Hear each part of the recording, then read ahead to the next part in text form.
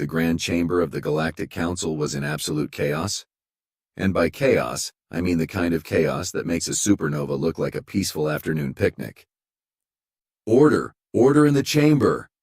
High Counselor Zena Starweaver's voice boomed through the magnificent hall, her crystalline form pulsing with stressed-out rainbow colors. I would have found it amusing if I wasn't busy calculating how many parsecs I'd need to put between myself and this impending disaster. Oh, pardon me, I should introduce myself.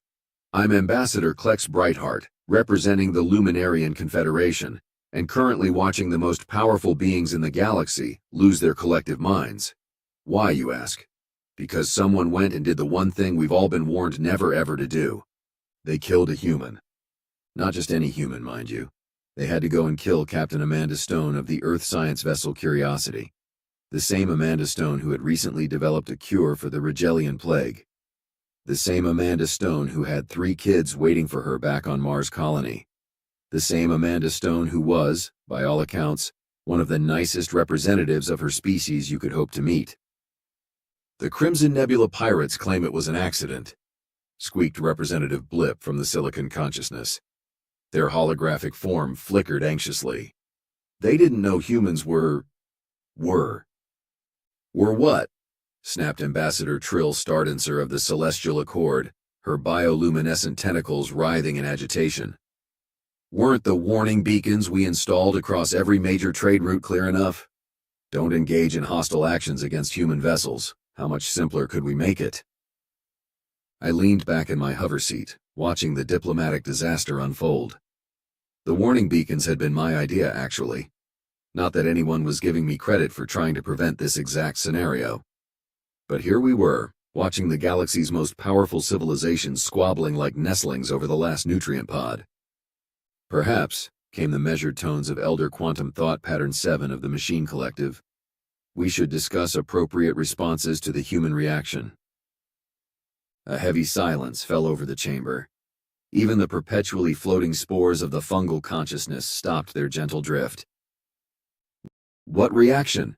asked someone from the back. I didn't bother turning to look. I was too busy watching High Counselor Starweaver's crystalline form shift to a particularly worrying shade of deep purple. "According to our latest reports," she said, her voice unnaturally calm, "every human colony in the galaxy has gone silent. Every trade route they maintained has been suspended. Every diplomatic channel has been closed, except for one message."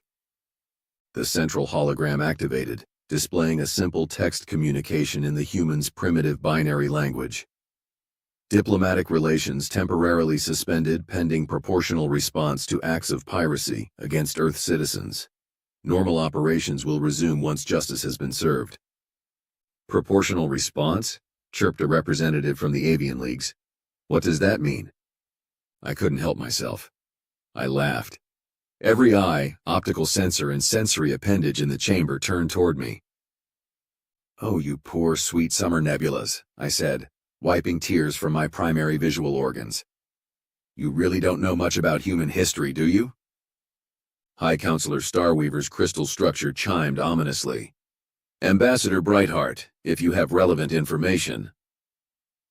"Relevant? Try crucial. While you've all been trading with humans, accepting their medical advances, and marveling at their, quote, primitive but charming technology, did any of you bother to study their military history?" The blank stares answered that question. I sighed, pulling up my own data display. The humans have a saying, "Mess with the bull, get the horns." Though in this case it's more like, mess with the species that perfected the art of warfare before they even left their own planet. Another silence, this one heavy with dawning comprehension. "Surely they wouldn't," began Blip. "Want to bet your silicon processors on that?" I asked. "Because the last time someone killed a human diplomat? Oh wait, this is the first time. Because everyone else was smart enough to read the warning labels."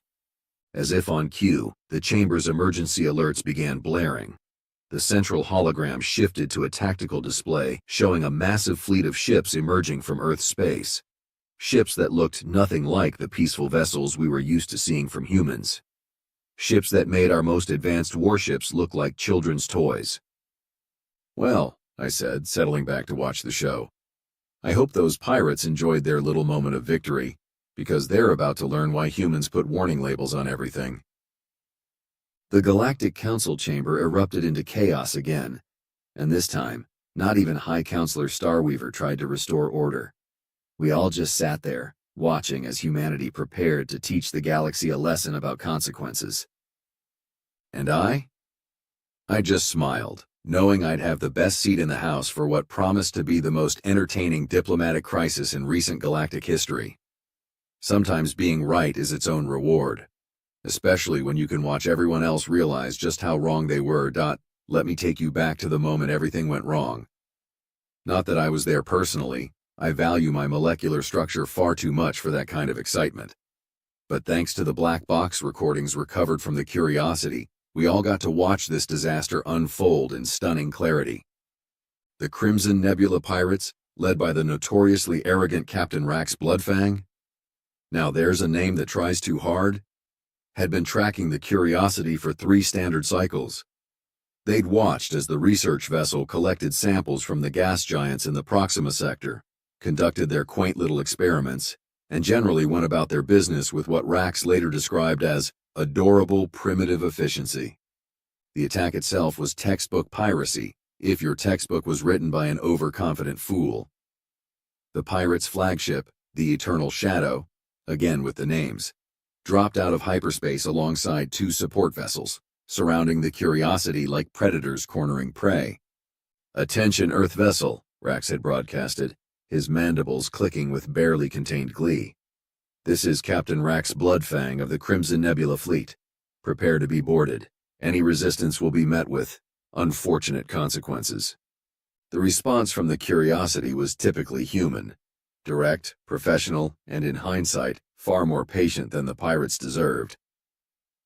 "This is Captain Amanda Stone of the Earth Science vessel Curiosity," came the calm reply. "We are a research vessel operating under Article 7 of the Galactic Peace Accord. We have minimal valuable cargo and a crew of scientists. I suggest you reconsider your actions."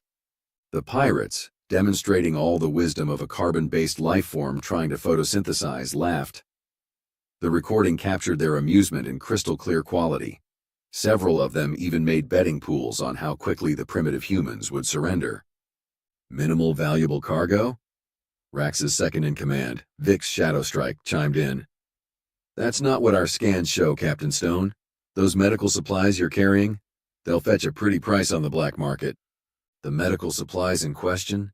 The cure for the Regellian plague, the one Captain Stone and her team had spent the last 3 years developing. The one that was destined for the colonies suffering from the outbreak. "Those supplies are needed for dying children." Stone's voice had hardened now. "This is your final warning. Withdraw your vessels." The pirates responded by opening fire. Not a full barrage, mind you, just warning shots. The kind you fire when you're so convinced of your superiority that you've forgotten the first rule of the galaxy: never, ever underestimate humans. The Curiosity's shields held, obviously. Human technology might look primitive to our advanced eyes, but there's a reason they've survived this long. Captain Stone's next transmission was delivered in what humans call a Psi. "Very well. Transmitting ship's log and incident report to Earth Command, activating emergency protocols." That's when Rax made his fatal mistake. Instead of recognizing the warning for what it was, he ordered his gunners to target the Curiosity's engines. The shots connected, disabling the research vessel's propulsion system. What happened next was captured in excruciating detail by the Eternal Shadow's own security feeds. The boarding party, led by Vix Shadowstrike, cut through the Curiosity's airlock. They expected to find cowering scientists. Instead, they found Captain Stone and her security team in full environmental suits, armed with what the pirates dismissed as projectile weapons. "Last chance," Stone had said through her suit speakers. "Leave now." Vix, displaying all the survival instinct of a meteor heading toward a black hole, ordered his team to open fire. The resulting firefight lasted exactly 47 seconds. When it was over, 3 pirates were dead, 2 were wounded, and Captain Stone. Captain Stone had taken a plasma bolt directly to her chest while pushing one of her scientists out of the line of fire. The ship's medical AI recorded her last words. "Tell my kids, tell them I love them, and tell Earth, tell them to make it count." Rax, watching through Vix's helmet feed, finally realized his mistake. Not that it mattered by then. The Curiosity's distress beacon had been broadcasting since the first shot was fired. Its quantum entanglement communicator had already transmitted everything to Earth Command. The pirates retreated, congratulating themselves on acquiring a valuable prize, while dismissing the loss of life as unfortunate but necessary. They even had the audacity to send a message to the Galactic Council, claiming the human vessel had aggressively resisted a standard inspection. You know what the truly tragic part is? If they'd just taken 10 minutes to research human history, they might have survived. They might have learned about concepts like proportional response or never leave an enemy behind. They might have discovered why humans put warning labels on everything from their coffee cups to their starships. But they didn't. They saw what they wanted to see: a primitive species in a basic research vessel. They never questioned why such a primitive species had spread across the galaxy so quickly. They never wondered why every major power in the galaxy had non-aggression pacts with Earth. And now? Now they're about to learn what happens when you mistake humanity's patience for weakness. When you confuse their willingness to talk for an inability to fight. When you kill one of their own and think you can simply walk away. The humans have a saying: don't poke the sleeping bear. The Crimson Nebula pirates didn't just poke the bear, they killed one of its cubs. And now? Now the bear is wide awake, and it's coming for them. Have you ever watched a supernova about to happen? That perfect moment when everything goes quiet before the star tears itself apart? That's what it felt like in the days following Captain Stone's death. A silence so complete, so absolute, it made your nerve endings tingle with anticipation. The first sign came from Nova Terra, Earth's largest off-world colony. Their regular shipments of quantum processors canceled.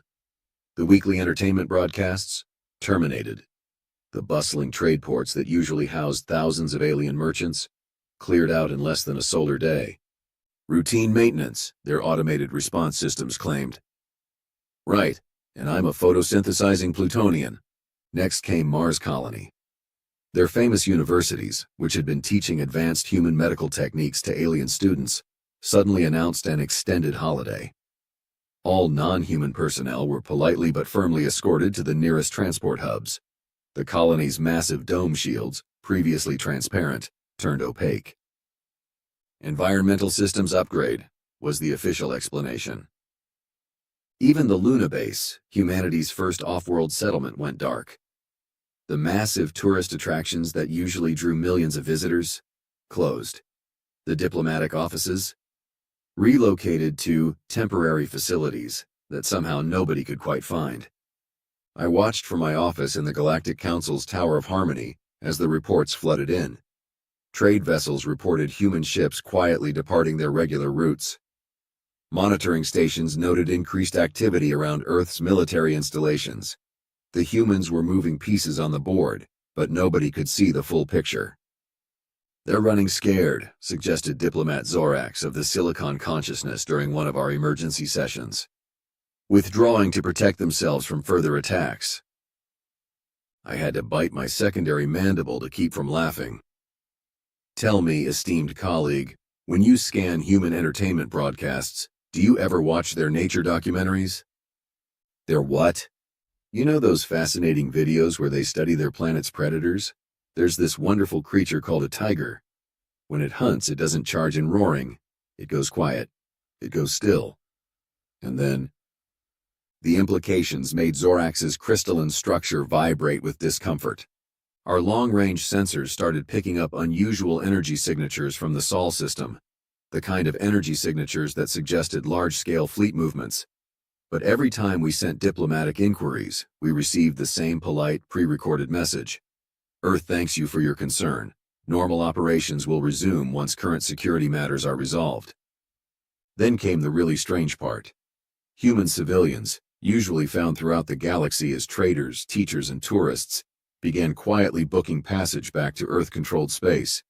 Not all at once, mind you. That would have been too obvious. just a steady trickle like water flowing uphill before a tsunami. The Merchants Guild reported that humans were liquidating their off-world assets at suspiciously reasonable prices.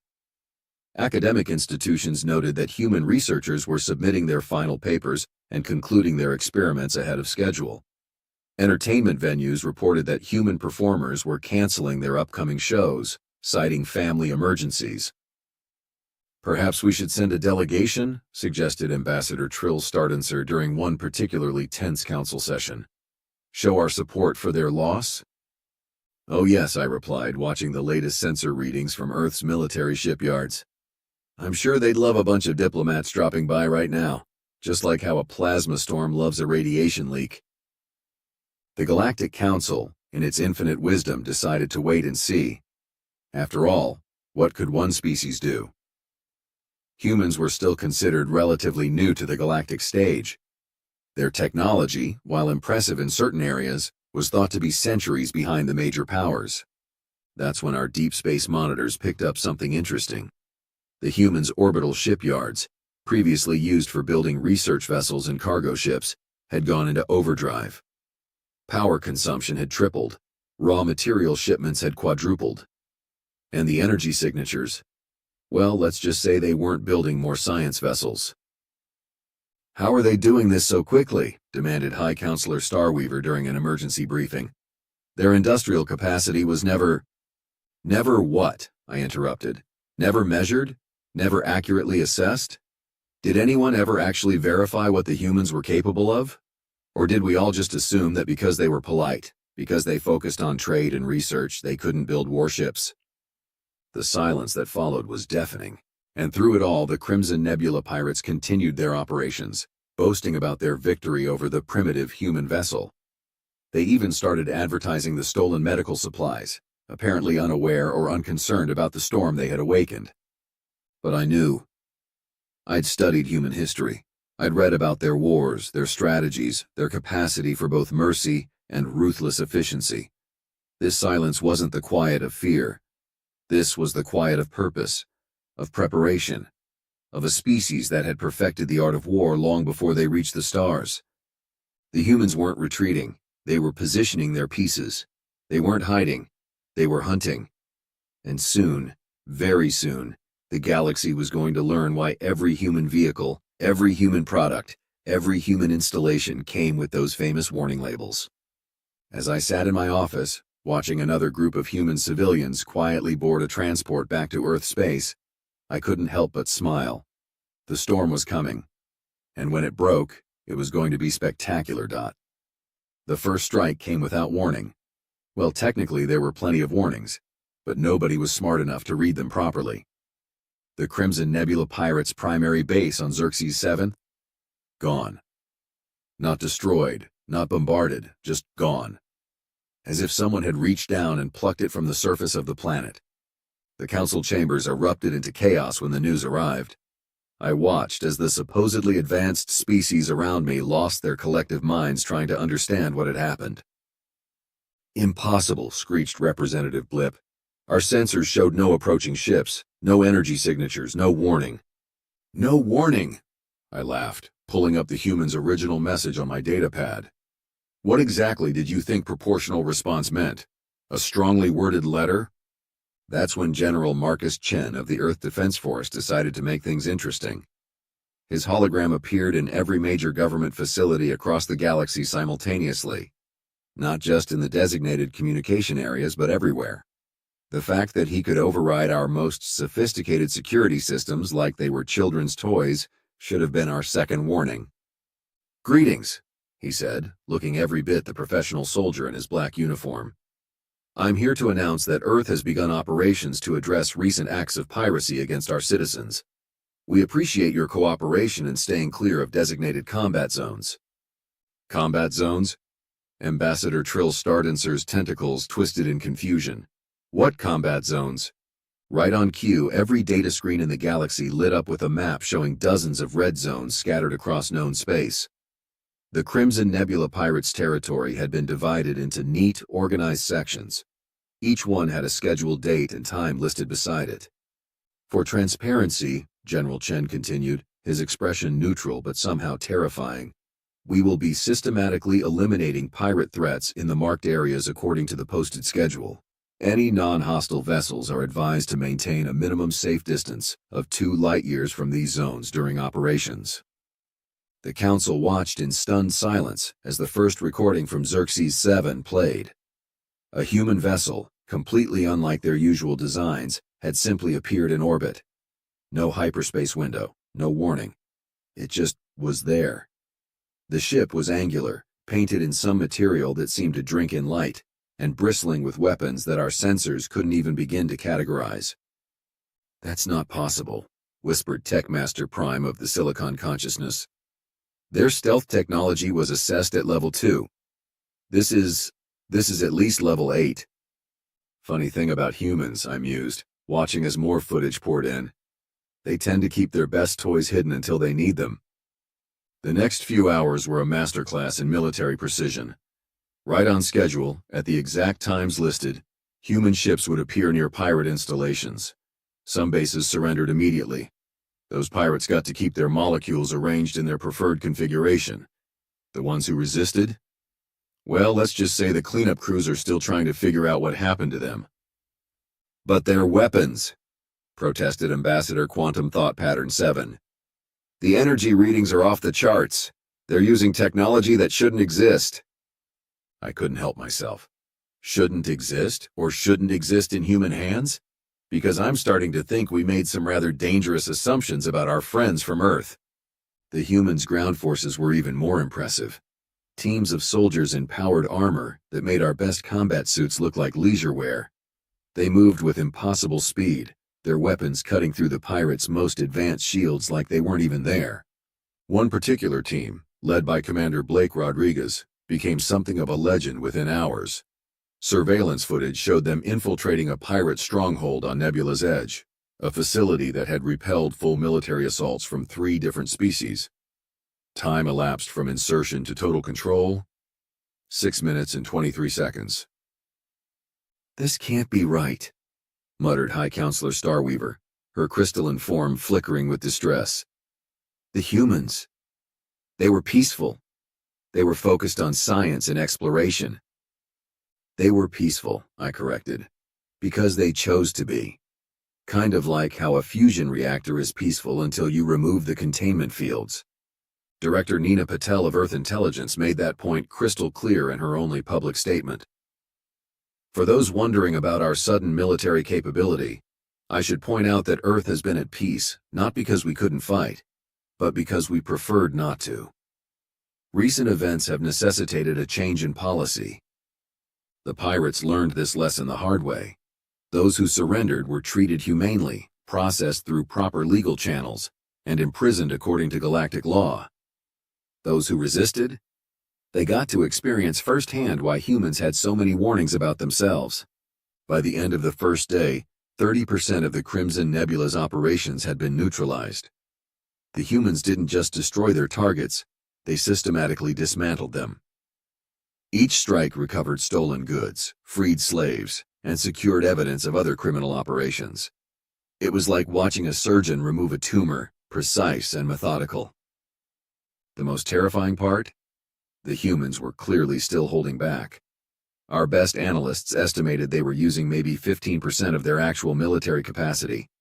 Just enough to make their point without triggering a wider conflict. "But why hide all this?" asked a junior diplomat during an emergency session. "Why pretend to be less advanced?" I looked around the council chamber, at all these supposedly superior beings trying to process what they were seeing. Tell me, esteemed colleagues, if you knew your friendly neighbor had enough firepower to vaporize a small moon, would you have treated them differently? Would you have been so quick to dismiss them as primitive? The silence that followed was interrupted by another update. The humans had just taken out the pirates' largest shipyard.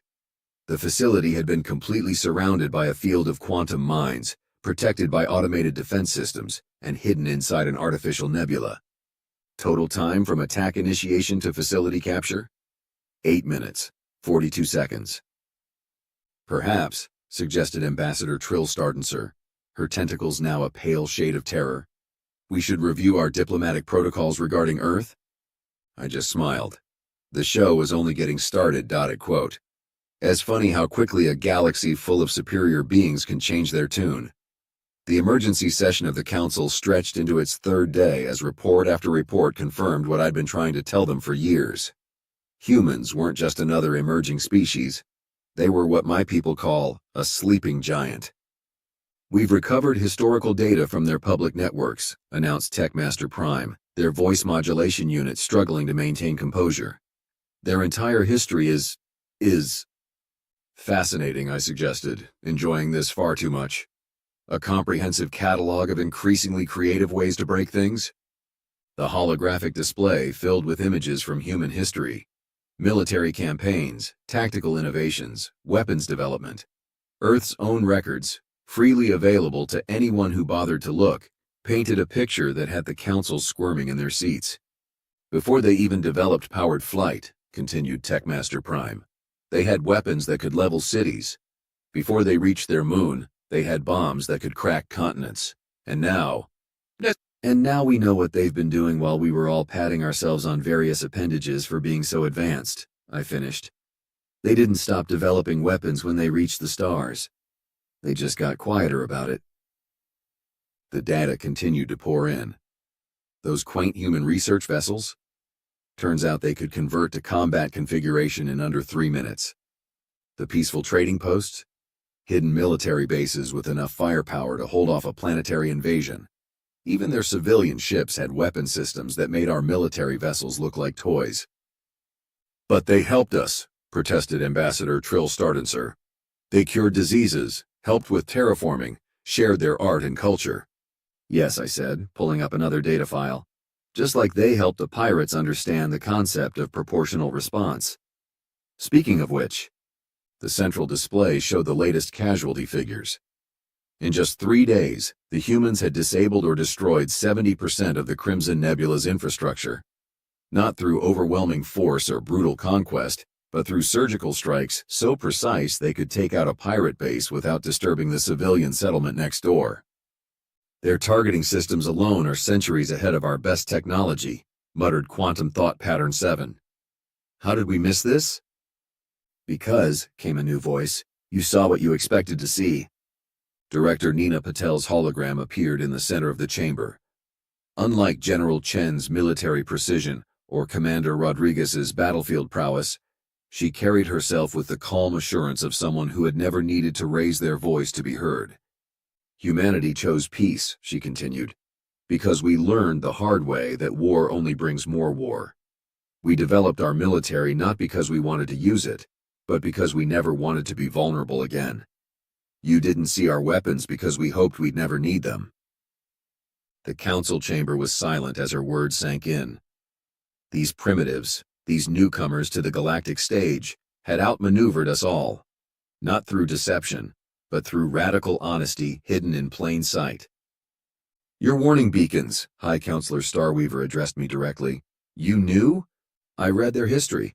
I shrugged all 4 shoulders. The humans have a concept called deterrence. The best way to avoid a fight is to make sure everyone knows exactly how bad an idea it would be to start one.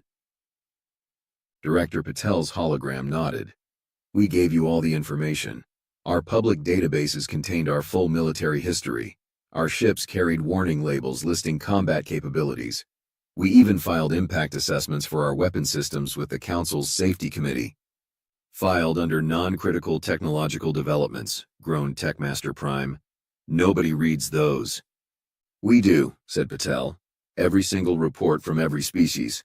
Because information is the best defense. And now, thanks to some rather unwise pirates, the galaxy is learning why we take information so seriously. The display shifted to live footage of another pirate base being systematically dismantled by human forces. Their ships moved like dancers in a deadly ballet, their ground forces operated with impossible precision, and their technological superiority was no longer in question. But what happens when this is over? Asked Ambassador Quantum Thought Pattern 7. What happens when the pirates are gone? Director Patel's smile was both warm and somehow terrifying. Then we go back to being exactly what we were before. Peaceful explorers, traders, and scientists? Because that's who we choose to be. But now, everyone knows what happens when that choice is taken from us. As her hologram faded, I looked around at my fellow council members. The supposedly advanced species who had dismissed humans as primitive because they focused on medicine instead of weapons, trade instead of conquest, cooperation instead of competition. Well, I said, standing to address the council, I believe this concludes my long-standing petition to upgrade humanity's technological classification. Unless anyone still thinks they're a level 3 civilization. The motion passed unanimously. Sometimes the best education comes from watching someone else learn a very expensive lesson. And the Crimson Nebula pirates? They were paying full tuition for the galaxy's crash course in human nature. Have you ever watched a pack of wolves hunt? The way they coordinate without speaking, the way they move with purpose, the way they never, ever give up once they have the scent. Now multiply that by a few thousand light years, add in technology that makes our best systems look like children's toys, and you'll begin to understand what happened next. The remaining Crimson Nebula pirates did what any sensible beings would do when faced with an angry human military. They ran. They scattered across the galaxy, hiding in asteroid fields, ducking into nebulas, bribing their way into supposedly secure facilities. It didn't help. Target location confirmed, announced Commander Rodriguez during one of his routine updates to the Council. Pirates designation Beta 7 through Beta 12 neutralized. Moving to next sector. Neutralized, squeaked Representative Blip. But they were hiding in a quantum-shielded bunker inside a gas giant. Our sensors couldn't even detect them. Yes, Rodriguez replied with a smile that could freeze plasma. That's what they thought too. The humans had started using something they called hunter-killer teams. Small groups of Special Forces operatives in powered armor that could outmaneuver our fastest ships. They moved like shadows between stars, appeared out of nowhere, and disappeared just as quickly. I watched the footage from their helmet cams during a classified briefing. The way they breached hulls, bypassed security systems, and neutralized targets would have been beautiful if it wasn't so terrifying. One team, led by Captain Sarah Winters, took down an entire pirate cruiser without firing a single shot. They just walked through the ship's defenses like they weren't there. How? Demanded Techmaster Prime during the briefing. How are they penetrating our best stealth systems?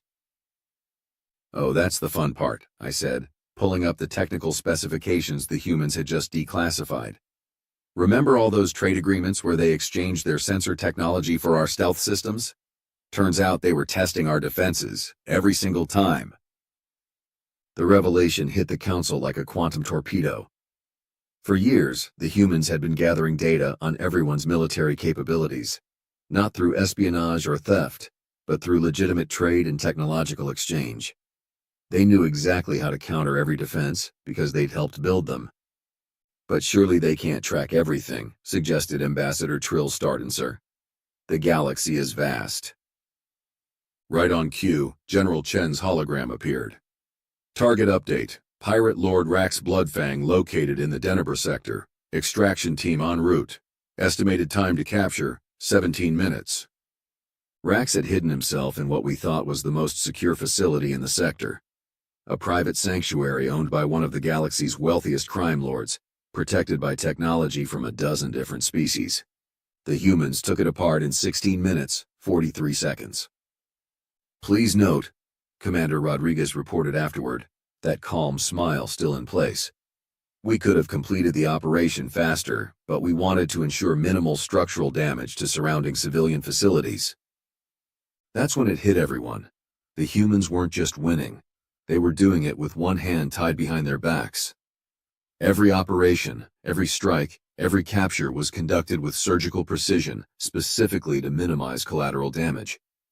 These are just our peacekeeping forces, Director Patel mentioned casually during a debriefing. Standard containment and neutralization protocols. The silence that followed that statement was deafening. If these were peacekeeping forces, what did their actual military units look like? Nobody wanted to ask. The last major pirate stronghold fell 7 days after the campaign began. The humans breached its quantum-shifted defenses, bypassed its time dilation fields, and disabled its reality anchor generators in under an hour. The pirates didn't even have time to send a distress signal. "Target location acquired," announced Captain Winters over the general frequency. "Permission to demonstrate new containment protocols." We watched in stunned silence as a single human ship, smaller than a standard cruiser, simply reached out and folded space. The entire pirate base, along with its defensive fleet, found itself neatly deposited in a holding area near Earth's military headquarters. "Space folding technology?"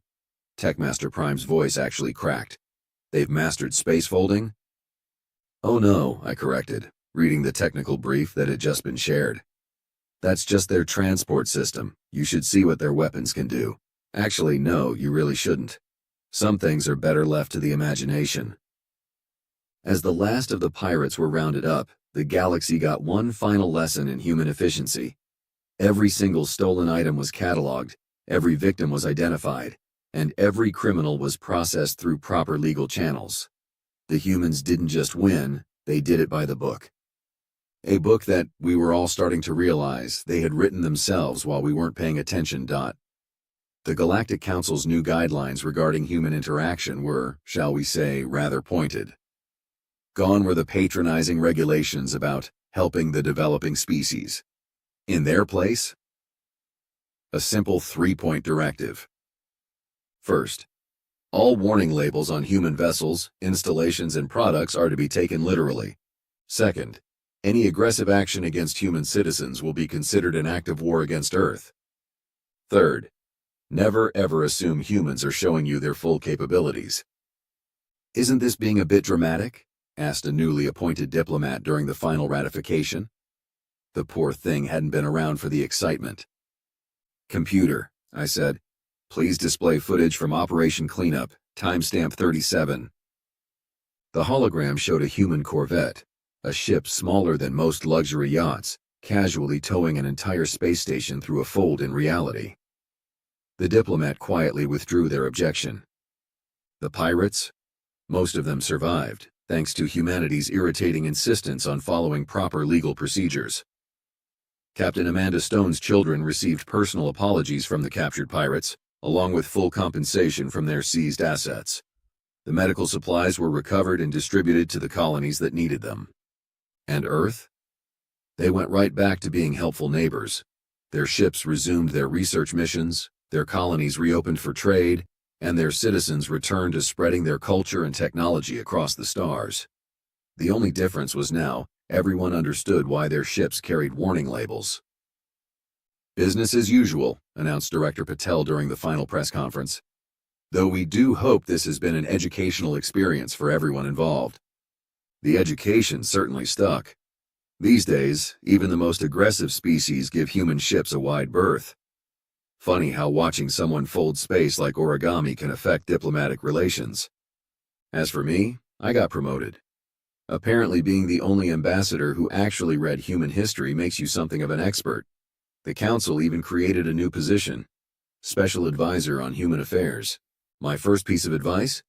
When a species puts warning labels on their coffee cups saying the contents are hot enough to cause injury, maybe, just maybe, you should pay attention to the warnings on their warships too. But what do I know? I'm just the guy who watched a primitive species teach the galaxy's most notorious pirates a lesson about proper behavior. A lesson that, I'm happy to report, has been very thoroughly learned. Now, if you'll excuse me, I have a meeting with the Human Diplomatic Corps. They're sharing some of their tea, and I've learned to read the warning label very, very carefully.